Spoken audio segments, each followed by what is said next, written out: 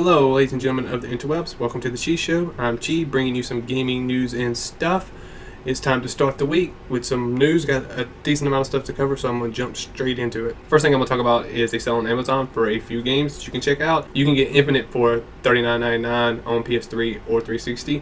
You can get Tomb Raider for $33.40 on PS3 or 360, or the Collector's Edition for $64.99 on 360. And you can also pick up Civ 5 Gods and Kings for $19.99. So if you need any of those or are interested in any of those, definitely check that out. We got more Neo Geo X classics on the way. There's like 5 packs that will be released June 6th that you can now pre-order. The packs are $25 a piece on Amazon and come with like 3 games. Or you can get all like 15 games for $80. So if you have a Neo Geo X, definitely look into that one. I got a link below to Final Fantasy XIV A Realm Reborn tour video you can check out. If you haven't checked out Final Fantasy XIV A Realm Reborn, it's actually looking pretty good. I myself am interested in playing it, so I'm really looking forward to the next phase of the beta. I got a link to a write-up about Need for Speed Rivals and the developer and how they're preparing for it and everything.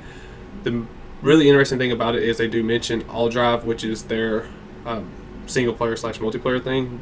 The game doesn't have a traditional single-player multiplayer. Instead, it's like a world that you're in, and you can be racing and other people can join your world, and they can be racing in completely different areas, so you might not interact, but you also might cross paths, like where you'll be a cop and they'll be a racer or whatever, or you both might be cops. So that's really interesting, and it's similar style wise to like what Watch Dogs is doing. I actually personally feel a lot of games are going to go that direction where things tend to be interconnected, where you can play by yourself but there might be other people there, as opposed to traditional multiplayer models or single player models. So that's something to look out for, to see if more games end up doing that kind of thing. The secret behind the cube has been revealed. I'm talking about Curiosity. The last few blocks were gotten rid of by Brian Henderson, and his reward was a video that is now posted online, and I'll post a link to below you can check out. But he will get to be the god and goddess, which is the Kickstarter project that team is working on. In addition to that, he will also receive some share of profit from Goddess, which is pretty awesome. There's a guy attempting to sell Call of Duty Ghost early for $200. According to his Craigslist ad, he got Black Ops 2 early, and he will be getting multiple copies of Ghost early, and he will ship them to people 1 to 2 weeks before the game releases for the price of $200. I'm not entirely sure if I would trust that, but if you're that hardcore of a Call of Duty fan, you know, that's something that you might want to check out. Mega Man X is set to hit the Wii U Virtual Console on May 30th, which should be pretty interesting because Mega Man X is a great game. In addition to that, in Nintendo-related news, pre-orders are now available for a Link figure and 2 different Samus figures. One is Zero Suit Samus, and one is normal Suit Samus. Both the Link and Samus come in normal and collector's editions that are $49.99 and $51.99 respectively. The Zero Suit Samus though is $99.99, and all these will ship 4th quarter this year. And some real quick Sony news: Sony executives say that there are dozens more Vita titles on the way this year, so if you own a Vita, there's a lot more games for you to look forward to. In addition to that, Sony is working with Lego on pretty much interactive Legos. They are Legos that will have like tiny camera or motor and all that good stuff in them. So there's a link to an article below showing it and showing a video, which looks really awesome, and I really wish I would have had that as a kid. The last bit of Sony news deals with the possibility of you being able to use your iPad to remote control your PS4, at least according to a tweet from a Naughty Dog developer. Personally, I think that would be a great move by Sony to allow that kind of cross-device, even if it's competing brands. Hopefully we'll hear more about that in the coming months.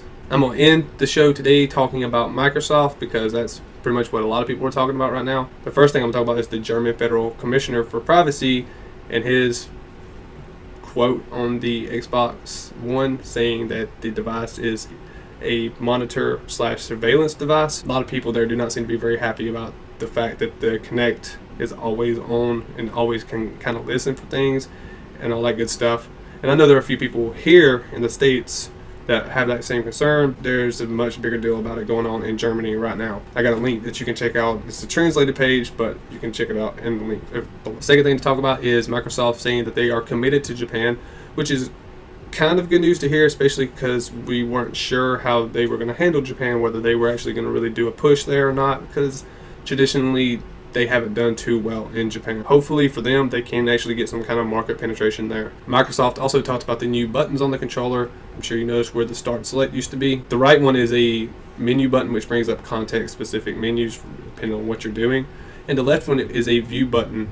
So it could change your view or bring up additional information about a game or app or whatever. It kind of will be semi-up to the developer, I guess, what that does. Speaking of developers, the last two things I'm going to talk about are developers' reactions to the Xbox One.